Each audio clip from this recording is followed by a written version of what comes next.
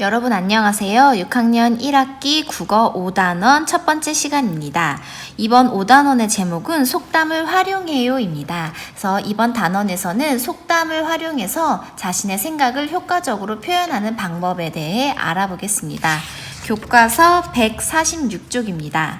속담을 사용하는 까닭을 생각해 봅시다.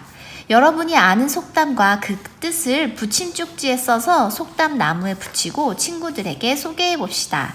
지금 뒤쪽 붙임 11의 붙인 쪽지를 활용해서 여러분이 아는 속담을 한번 써보세요. 그리고 그 뜻도 안다면 아래에다가 써보세요.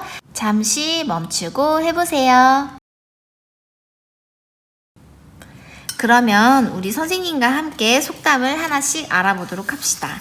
선생님이 첫 번째로 가져온 속담은 고래 싸움에 새우등 터진다 라는 속담입니다. 여러분 이 뜻이 무엇인지 아시나요? 네, 한번 뜻을 살펴봅시다. 힘센 사람들의 싸움에 아무 관계도 없는 힘없는 사람이 공연히 피해를 입는다 라는 뜻입니다. 그래서 고래라는 것은 힘센 사람들 을 말하고 새우는 힘없는 사람을 말합니다. 그 다음에 두 번째로는 빈 수레가 더 요란하다 라는 속담이 있습니다. 무슨 뜻인지 짐작이 가나요? 네, 뜻을 알아봅시다.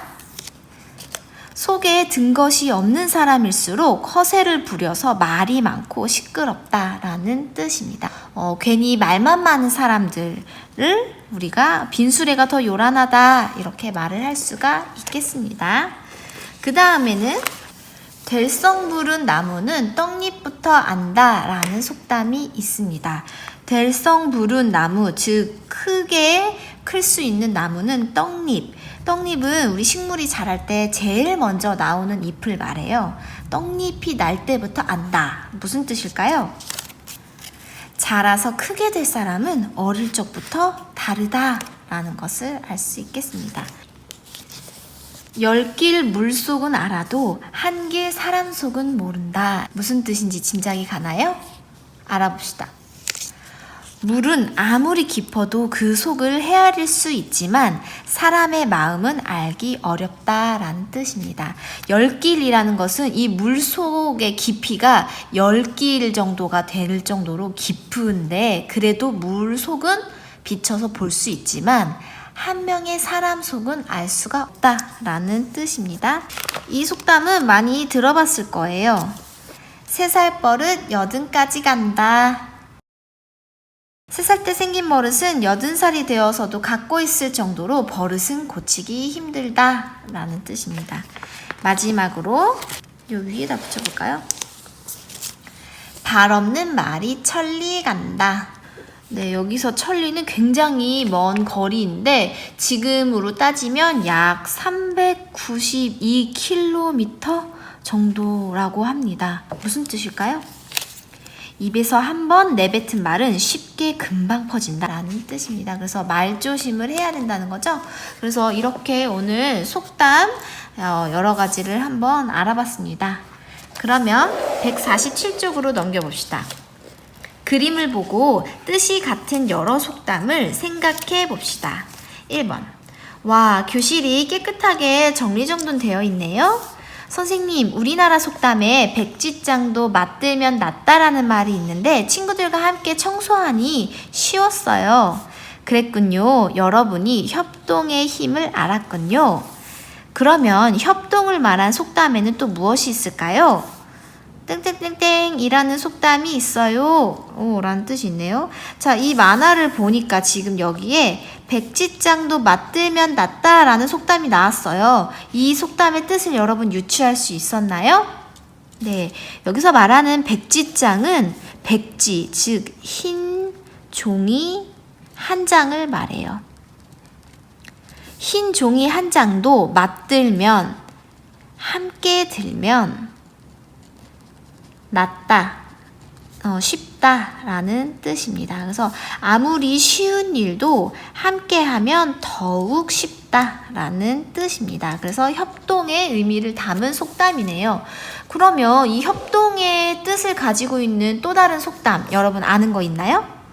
선생님이 아는 속담 중에서는 손이 많으면 일도 쉽다 라는 속담이 있어요. 선생님 여기 큰 따옴표로 한번 써볼게요. 손이 많으면 일도 쉽다. 네, 이 속담이 백지장도 맞들면 낫다와 같은 뜻입니다. 1번, 그림에서 파란색으로 쓰인 속담은 무슨 뜻일까요? 아무리 쉬운 일이라도 함께하면 더 쉽다. 2번, 파란색으로 쓰인 속담과 바꿔 쓸 수 있는 속담을 찾아보세요. 이거는 우리 여기다 썼으니까 그냥 넘어갈게요. 손이 많으면 일도 쉽다. 3번, 뜻이 같은 여러 속담을 친구들과 이야기해 봅시다. 여러분은 이처럼 한 가지 뜻을 갖고 있는 여러 가지 속담을 알고 있나요? 네, 선생님이 알고 있는 것을 한 가지 소개를 해 주도록 할게요. 뜻은 일이 아주 쉽다라는 뜻인데요. 속담으로는 첫 번째, 누워서 이것 먹는다 라고 하는데 이것이 무엇일까요? 네, 누워서 떡 먹기 라는 속담이 있습니다. 그 다음에 또 일이 아주 쉽다는 뜻으로 속담 두 번째는 땅 짚고 헤엄치기 라는 게 있습니다.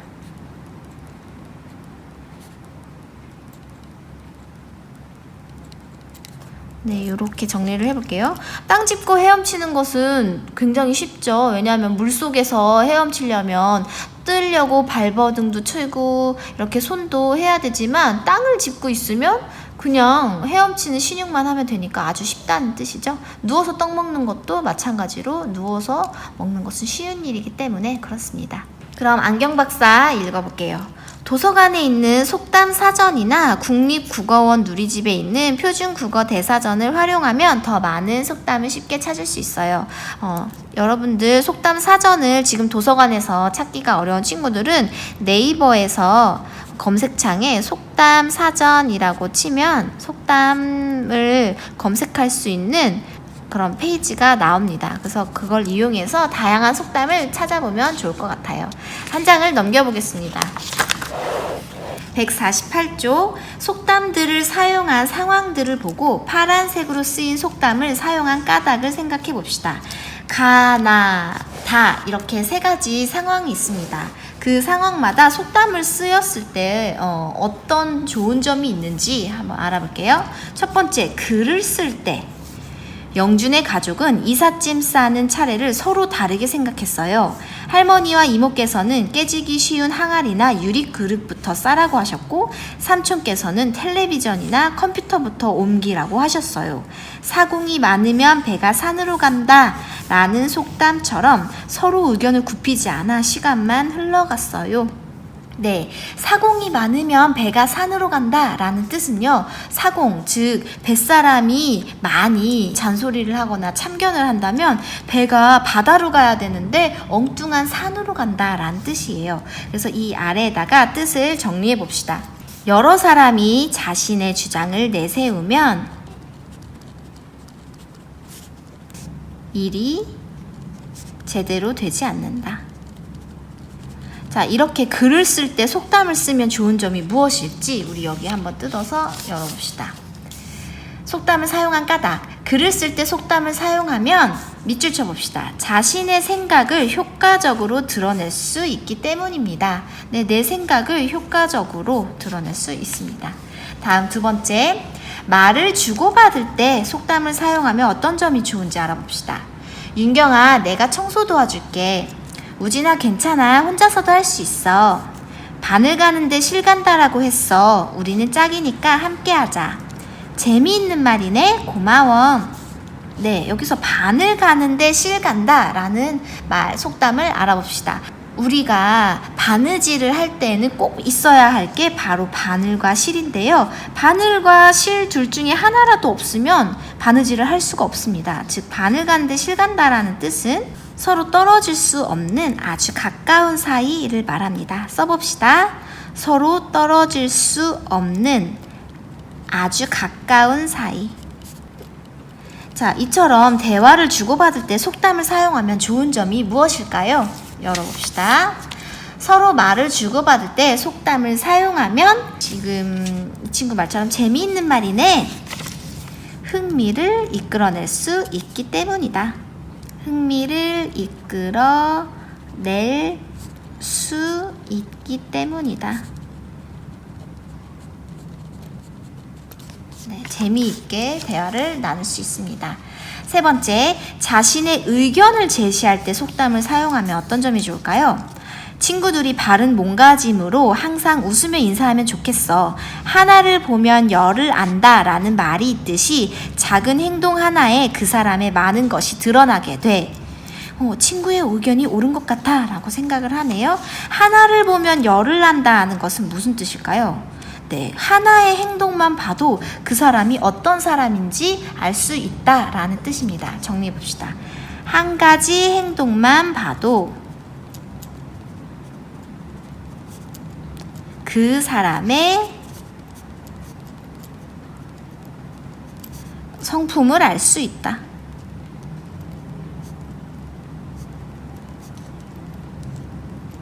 자, 이렇게 의견을 제시할 때 속담을 쓰면 그렇게 옳은 것 같아 하면서 설득력이 생깁니다. 상대방을 설득하기에 더 쉽기 때문이다.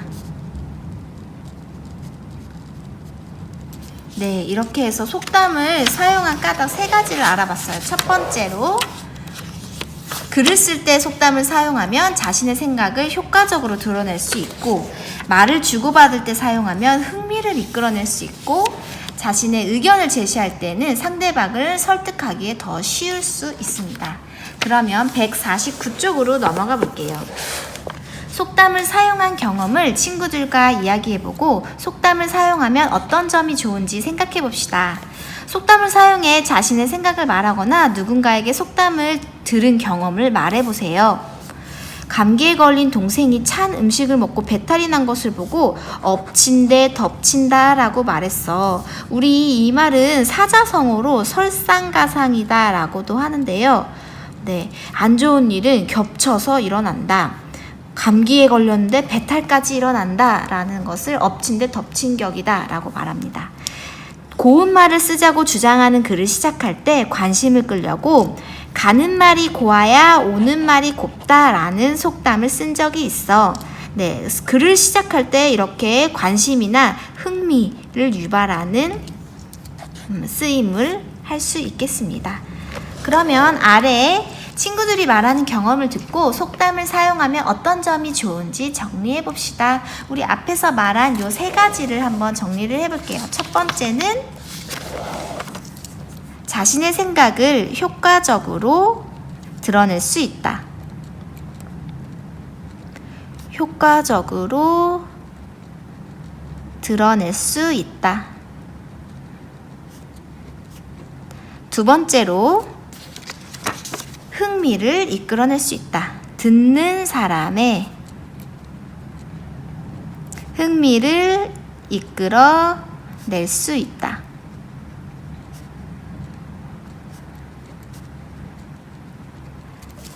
세 번째로 상대방을 설득하기에 더 쉽다.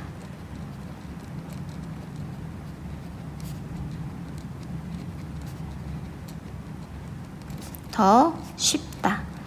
그런 다음에 여러분 마지막으로 보너스 한 가지만 여기에다가 더 정리를 해볼게요. 이 속담이라는 것은 옛날 우리 조상님들서부터 쭉 내려온 것이기 때문에 속담에는 조상들의 삶의 지혜가 담겨 있습니다.